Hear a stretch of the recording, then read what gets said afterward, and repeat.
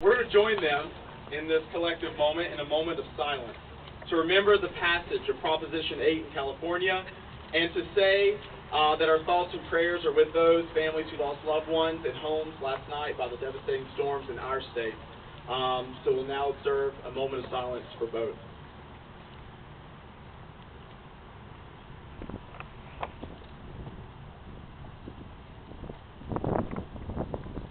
All right, thank you. We gather here today in this peaceful rally for love, for fairness, and for justice, to send a message to North Carolina that this rally is more than a rebuke of the passage of Proposition 8 in California. We gather not only to stand with the people of California who lost their right to marry, or the setbacks in Arizona, Arkansas, and Florida, but to stand together in North Carolina to say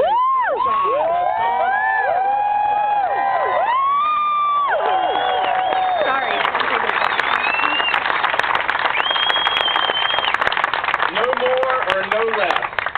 As a gay man, I want to thank you for your commitment to this cause of equality and justice. My name is Tom Greene, and I'm one of the co-organizers of this rally, along with Will Elliott and John Visser.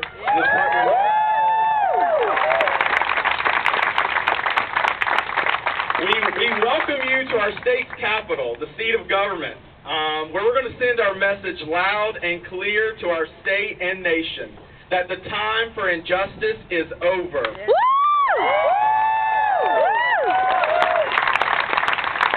I want to welcome you as my friends, my brothers and sisters in the fight for freedom. Today we stand as the proud members of the gay, lesbian, bisexual, transgender, and queer community with our allies.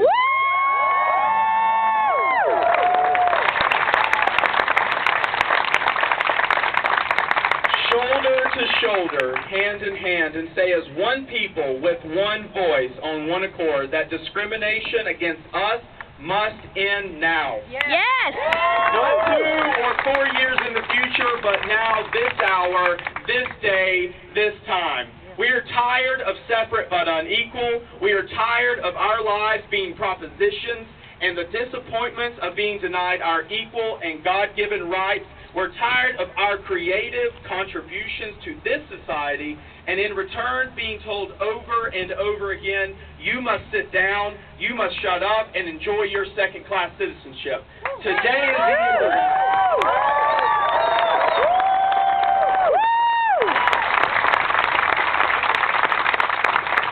No longer will we be quiet. No longer will we sit on the sidelines. No longer will we ask for permission to love, permission to be treated equally. Enough is enough. Today we say no more. As tax-paying citizens, we ask for no more or no less. It is our time to demand our equality under the law. You know, as a social studies teacher, I cannot stand in front of my students in that classroom and say with sincerity that our government truly believes that all men and women are created equal. I can't say that with sincerity. Because you know why? The old saying in North Carolina goes, actions speak louder than words.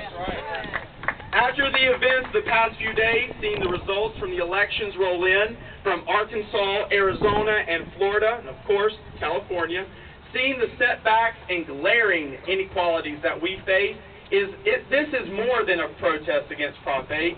This is a rally or a battle cry, if you will, to call our community, our state, and our nation to stand with us, to speak with us, to organize, to move, to protest with us as a unified movement for our equal and unalienable rights of life, liberty, and the pursuit of happiness.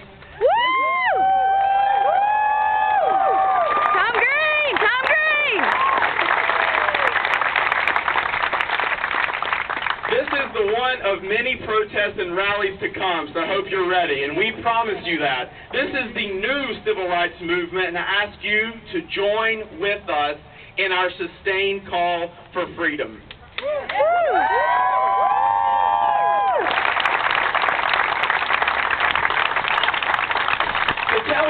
To tell you the truth, this is something I wrote up, but to tell you the truth, at the base of it, the real reason, besides all the things I just said, the reason I'm here is for this man standing in front of me. The man that I love and I cherish, and that someone's going to tell me that I cannot marry. We're still going to get married. It's just a matter if this government will recognize it. And if we stand together, they will.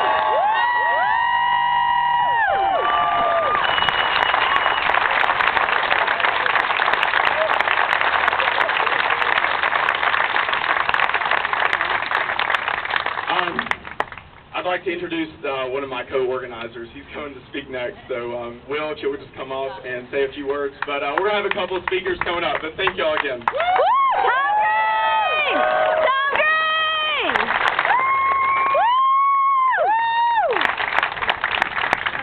I feel like I shouldn't say anything, actually, after that. Except for, ladies and gentlemen, welcome to Civil Rights 2008.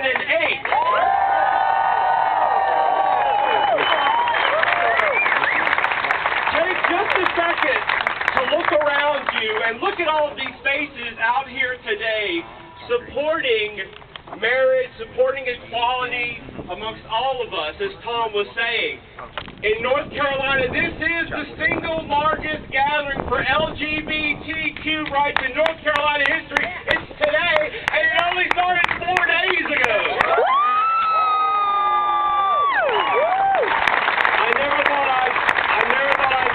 Thank God for Facebook. Just really quickly, because there are a lot more people that have a lot more pertinent things to say than I do, we're going to have a couple of speakers. We are blessed to be in this now historic site where our new African-American President-elect, Barack Obama,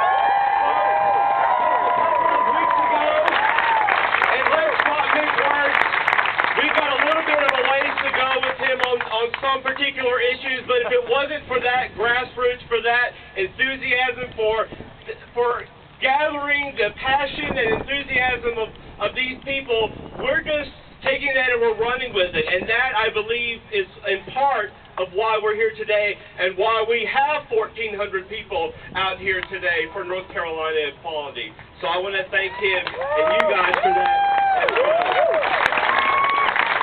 Once we're done speaking here, our Chapel Hill High School, our various Gay Straight Alliance students are going to lead us in a couple of blocks march down to the Capitol building and around again. Go away, clouds. We're all right. Hey, there's no tornado here yet, so we're doing all right. We're going to do that, and then we're going to come back and, if you know, open the mic if we can do that, if we're not being rained down at that point. So I'm going to shut up, because here we go. All right. Jimmy Creech is with us here today. If you don't know who Jimmy Creech is, in July of 1996, Jimmy was appointed senior pastor of First United Methodist Church in Omaha, Nebraska. In March of 1998, he was acquitted in a church trial of a charge of violating the order and discipline of the United Methodist Church when he celebrated a covenant ceremony for 2 women in September 1997. Thank you. In April